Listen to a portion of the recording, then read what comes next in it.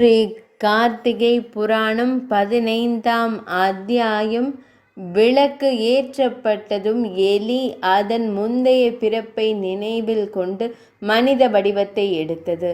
பின்னர் வசிஷ்ட மாமுனிவர் ஜனக மன்னரிடம், ஜனகா, கார்த்திகையின் மகத்துவத்தை நான் எவ்வளவு விளக்கினாலும் அது முழுமையடையாது. அதனால் நான் உங்களுக்கு இன்னொரு கதையை கூறுகிறேன். கவனமாக கேளுங்கள்.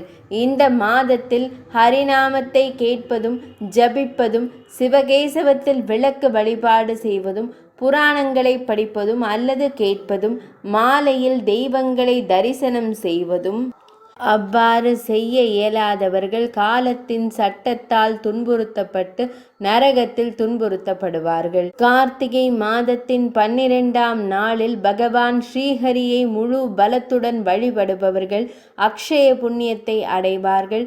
சந்தன மலர்கள் மற்றும் தூப குச்சிகளால் நாராயணனை வழிபட்டு தூபம் மற்றும் தீபங்களை அர்ப்பணித்தால் சிறப்பு பலன்களை பெறுவார்கள். இதை அவர்கள் தவறாமல் மாத கணக்கில் செய்தால் கடவுளால் ஆசீர்வதிக்கப்படுவார்கள். ஜபித்து கொண்டே விமானத்தில் ஏறி வைகுந்தம் செல்கிறார்கள். ஒரு மாதம் செய்ய இயலாதவர்கள் கார்த்திகை சுத்த தினங்களிலும் 3ஆம் நாள் 4ஆம் நாள் பௌர்ணமி தினங்களிலும் பக்தியுடன் பூஜை செய்து பசுவின் வாளால் தீபமேற்ற வேண்டும். இந்த மகா கார்த்திகை மாதத்தின் போது ஒருவர் பசுவின் பால் கறக்கும் வரை விளக்கேற்றினார். விளக்கேற்றியவர் அடுத்த பிறவியில் பிராமணராக அவர் பிறப்பார். மற்றவர்கள் ஏற்றிய விளக்கை ஏற்றி அதை அதிகரித்தால் அல்லது அணைந்த விளக்கை ஏற்றினால் அவரது அனைத்து பாவங்களும் நீங்கும். அவர்களுக்காக ஒரு கதை இருக்கிறது, அதை கேளுங்கள் என்று வசிஷ்ட மாமுனிவர் கூறினார். சரஸ்வதி நதிக்கரையில் ஒரு சிதிலமடைந்த ஆலயம் உள்ளது.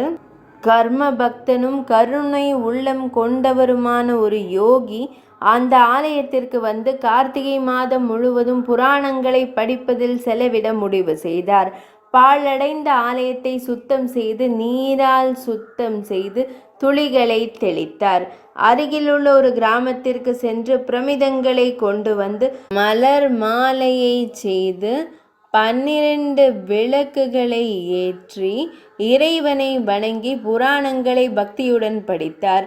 கார்த்திகை மாத தொடக்கத்திலிருந்தே அவர் இதனை செய்து வந்தார். ஒரு நாள் ஒரு எலி ஆலயத்திற்குள் நுழைந்து அனைத்து இடங்களிலும் தேடி உணவருந்த எதுவும் கிடைக்காததால் அங்கிருந்த உலர்ந்த திரியை உட்கொள்ள முடிவு செய்தது. அதை கவ்வி அதன் அருகில் இருந்த விளக்கில் நின்றது.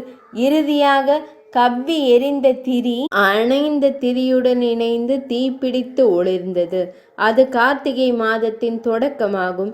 மேலும் சிவன் ஆலயத்தில் அணைந்த திரி இந்த எலியால் ஏற்றப்பட்டதால் அதன் பாவங்கள் அனைத்தும் சுத்தம் செய்யப்பட்டு அதன் புண்ணியங்கள் பெறப்பட்டன. அது உடனடியாக அதன் வடிவத்தை மாற்றி மனித உருவில் நின்றது. தியானத்தில் இருந்த யோகி விழிகளை திறந்து அருகில் ஒரு மனிதன் நிற்பதை கண்டார். அவர், நீ யார், ஏன் இப்படி நிற்கிறாய் என்று கேட்டார். ஆரியரே, நான் ஒரு எலி ஆவேன். இரவில் உணவு தேடி இந்த ஆலயத்திற்குள் நுழைந்தேன்.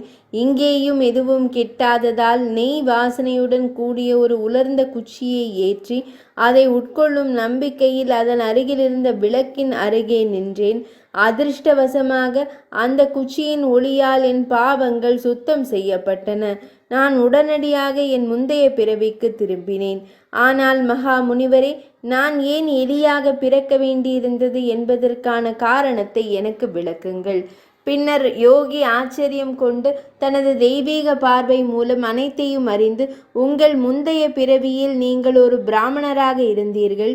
நீங்கள் பக்லிஹு என்று அழைக்கப்பட்டீர்கள். நீங்கள் சமண வம்சத்தை சேர்ந்தவர் உங்கள் குடும்பம் என்றார். நீ உன் வாழ்வாதாரத்திற்காக விவசாயத்தில் ஈடுபட்டாய். ஒரு கஞ்சனாக இருந்து கடவுளை வழிபடுவதையும் அன்றாட சடங்குகளையும் மறந்துவிட்டாய். துன்மார்கரின் சகவாசத்தால் தடை செய்யப்பட்ட உணவை உட்கொண்டாய். நல்லவர்களையும் தகுதியானவர்களையும் விற்று மற்றவர்களை குறித்து மிகவும் சுயநலமாக இருந்தாய். பெண் குழந்தைகளையும் விற்று அதில் சம்பாதித்த பணத்தை பதுக்கி வைத்து குறைந்த விலையில் அனைத்து உணவுகளையும் வாங்கி பெண்களை அதிக விலைக்கு விற்று அந்த வழியில் சம்பாதித்த பணத்தை அனுபவிக்காமல் மற்றவர்களுக்கு கொடுக்காமல் அந்த பணத்தை மண்ணில் புதைத்து துயரமான வாழ்க்கையை வாழ்ந்தாய். இறந்த பிறகு நீ எலியாக மறுபிறவி எடுத்து அடுத்த பிறவியில் பாவங்களை அனுபவித்தாய். இன்று நீங்கள் கடவுளுக்கு முன்பாக அணைந்து போன விளக்கை ஏற்றி வைத்ததால் நீங்கள் ஒரு பக்தியுள்ள ஆத்மாவாகிவிட்டீர்கள். அதனால்தான் நீங்கள் அவர் தனது முந்தைய பிறவியை மீண்டும் பெற்றுள்ளார். எனவே தாங்கள் தமது கிராமத்திற்கு சென்று தமது கொல்லைப்புறத்தில் புதைக்கப்பட்ட பணத்தை தோண்டி எடுத்து அதை தர்மத்திற்கு கொடுத்து கடவுளிடம் பிரார்த்தனை செய்து முக்தியை அடையுங்கள் என்று கூறி அவருக்கு ஒழுக்கத்தை அறிவுறுத்தி அனுப்பி வைத்தார். வசிஷ்ட மாமுனிவர் விவரித்த ஸ்கந்த புராணத்திலுள்ள கார்த்திகை மகாத்மியத்தின் 15ஆம் அத்தியாயமான 15ஆம் நாள் கதை இனிதே நிறைவடைந்தது.